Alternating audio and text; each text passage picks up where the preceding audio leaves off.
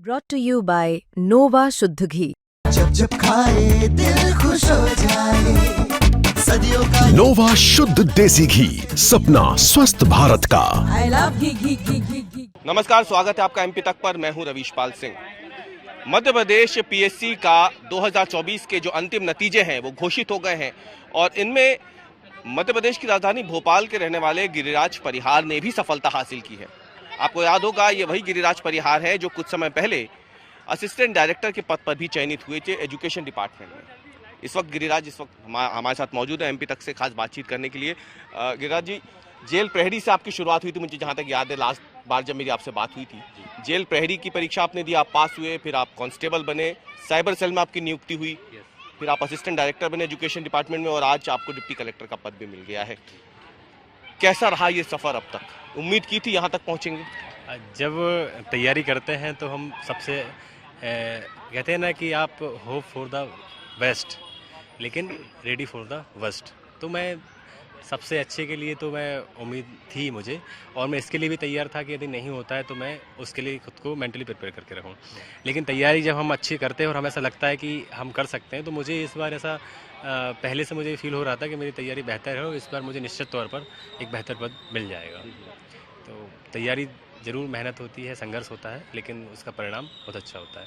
आपने जेल प्रहरी की परीक्षा दी, कांस्टेबल की दी, डिप्टी असिस्टेंट डायरेक्टर आप बने, तो पढ़ाई में क्या अलग अलग ये जो पद आपने हासिल किए हैं जीवन में, इनके लिए अलग अलग पढ़ाई करनी पड़ती है या जो कोर्स होता है उसी कोर्स से आप यहाँ तक पहुँच सकते हैं? ये दर्शकों की जिज्ञासा के लिए। निश्चित तौर पर जो एक दिवसीय परीक्षा होती है, जिससे मैंने पुलिस कांस्टेबल की परीक्षा पास की थी, वो उनका सिलेबस अलग होता है और जो एमपीपीएससी है उसका सिलेबस अलग होता है। उसमें 2 प्रीलिम्स और मेंस के पेपर होते हैं, उनमें सभी विषयों के लिए हर पेपर के लिए अलग अलग सिलेबस डिफाइन किया हुआ है मध्य प्रदेश लोक सेवा आयोग द्वारा, तो उसको फॉलो करना रहता है। और जो एक दिवसीय पेपर होते हैं वो निश्चित तौर पर अलग अलग होता है।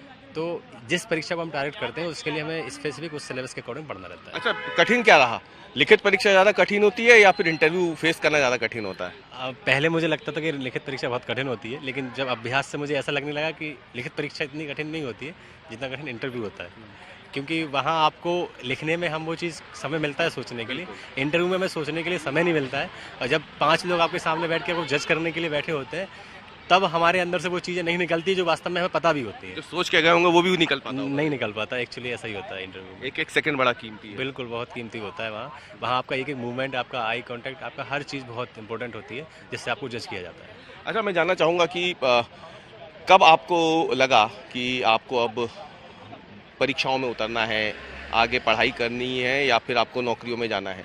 कब आपको लगा पहली बार ये, जिसके बाद आप पहले जेल प्रहरी में आए और फिर वो जेल प्रहरी में आना जो है वो आप सोच के आए थे या फिर एक्सीडेंटल आपका आना हुआ? वो ऐसा हुआ था कि मुझे एक नौकरी प्राप्त करनी थी अपने परिवार को इकोनॉमिकली और फाइनेंशियली सपोर्ट करने के लिए, तो एक नौकरी मुझे प्राप्त करनी थी। तो उस समय जो परीक्षा जो विज्ञप्ति निकली, मैंने उसमें फॉर्म डाला और चूँकि मेरी स्कूलिंग के समय मेरी पढ़ाई अच्छी थी तो मेरा उसमें चयन हो गया था। उसके बाद फिर मैंने पुलिस का एग्ज़ाम दिया, वो भी मेरा हो गया था। उसके दौरान फिर मैंने ये सेलेक्ट किया कि अब मुझे ऊँचे पद पर जाना है, तो मुझे फिर उसके बारे में जानकारी इकट्ठी की, तो पता चला कि एमपीपीएससी से हम इस पद तक पहुंच सकते हैं। फिर मैंने सेलेक्ट किया कि मुझे एमपीपीएससी की तैयारी करना है। तो लॉकडाउन, जब कोविड में लॉकडाउन लगा था, उस समय मैंने फिर निश्चित किया और उसके लिए तैयारी प्रारंभ कर दी थी। एक अंतिम सवाल बस मेरा यहाँ पे आपसे रहेगा कि अब आप डिप्टी कलेक्टर बन गए हैं, तो अब आपका आगे क्या काम रहने वाला है? आपने क्या सोच रखा है कि अगर ये पद मिला तो आज अब मैं ये करूँगा? निश्चित तौर पर एक बहुत जिम्मेदारी वाला पद है। इसमें जो इतने दायित्व मिले हैं उनका मैं पूर्ण निष्ठा से निर्वहन करूँगा और एक जिम्मेदारी वाला पद और एक ऐसा पद है जिससे कि मैं समाज में एक अच्छा प्रभाव ला सकता हूँ। मैं कोशिश करूँगा कि समाज में और युवाओं को प्रेरित करूँ और जो समाज सुधार के जो भी कार्य दायित्व, जो भी सरकार जिनके लिए करना चाह रही है, जो योजना ला रही है, उनको मैं प्रॉपर तरीके ग्राउंड लेवल तक उनको इम्प्लीमेंट कर सकूँ। बहुत शुभकामनाएं आपको और आपकी इस मेहनत के लिए आपको बहुत बहुत सलाम। तो ये तो गिरिराज परिहार जेल प्रहरी से शुरुआत की थी इन्होंने, देखिए, और उसके बाद आज डिप्टी कलेक्टर तक पहुंच गए हैं और ये सफलता की कहानी है जो हमने आपको एमपी तक पर दिखाई है। कैमरामैन प्रतीक के साथ रवीश पाल सिंह, एमपी तक, भोपाल।